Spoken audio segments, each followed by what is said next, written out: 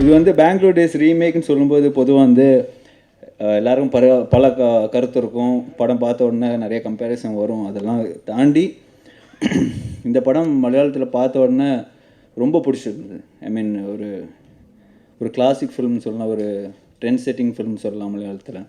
But பொம்மர்லு Bhaskar sir வந்து is been very true to what is made. அது வந்து ரொம்ப அழகாக இமோஷன்ஸாக இருக்கட்டும், காமெடியாக இருக்கட்டும், மேக்கிங்காக இருக்கட்டும், ரேசஸாக எல்லாமே வந்து ரொம்ப கவனமாக பண்ணியிருக்காரு. So very happy.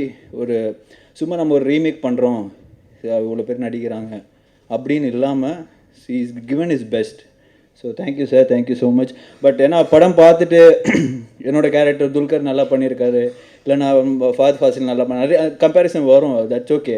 பட் அவரோட ஒர்க்கில் வந்து கண்டிப்பாக அஞ்சலி மேனன் என்ன ஒரு எஃபர்ட் போட்டு பண்ணாங்களோ அதே எஃபர்ட் அவர் இந்த படத்தில் போட்டிருக்காரு. So clearly, as you see, this has been a very, very fun set with this team and more who are not here around. But I just like to thank Bhaskar for giving, and PVP Productions for giving me the opportunity to play this character. This is something that I liked very much from the first time I'd seen the film.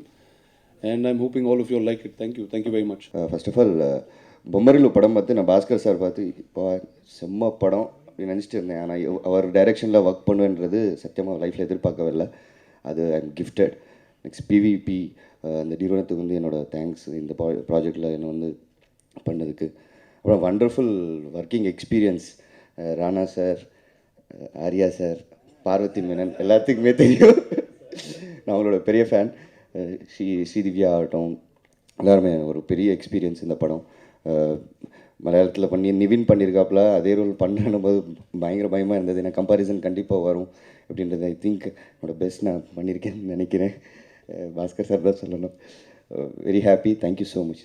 படம் பற்றி, பெங்களூர் நாட்கள் பற்றி சொல்லணுன்னா, எனக்கு இது ஒரு wonderful experience, ஒரு beautiful feeling இது. இந்த படம் ஃபஸ்ட்டு சைன் பண்ணும்போது ரொம்ப ஹெசிடண்ட்டாக இருந்தேன். எல்லாருக்கும் தெரியும் ரீமேக்னா கம்பேரிசன்ஸ் இருக்கும், நிறைய இருக்குது.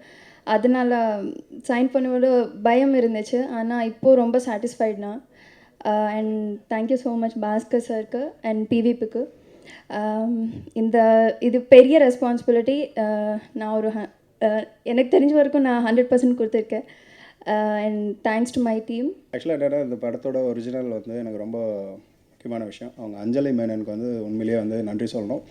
ஒரு நல்ல கதை எழுதியிருக்காங்க. ரொம்ப நுணுக்கமாக அதை வந்து கேரக்டரைசேஷன்ஸ் எல்லாம் டீட்டெயில் பண்ணியிருக்காங்க. ஸோ அது வந்து ரொம்ப ரொம்ப முக்கியமான விஷயம். அவங்களுக்கு வந்து முக்கியமாக வந்து தேங்க்ஸ் சொல்லணும். ஒரு நல்ல கதையை வந்து இந்த படத்துக்கு வந்து இது பண்ணதுக்கு. ஒரு கல்ச்சருங்கிறது ரிலிஜன், காஸ்ட், ரேஸ் கிடையாது. That's it. That's my answer for that. கல்ச்சருங்கிறது is the tradition that we are brought up in, and I think in India, Christians, Muslims, Hindus, Sikhs, everybody.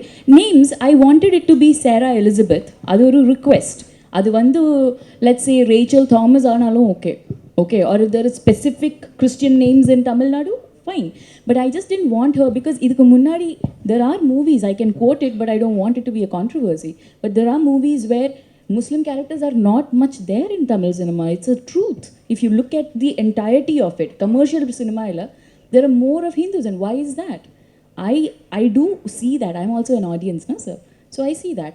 Culture ingradhu religion, caste, race kediyadu. Religion, caste, race these days are used to separate, and I don't want my art to be a part of it.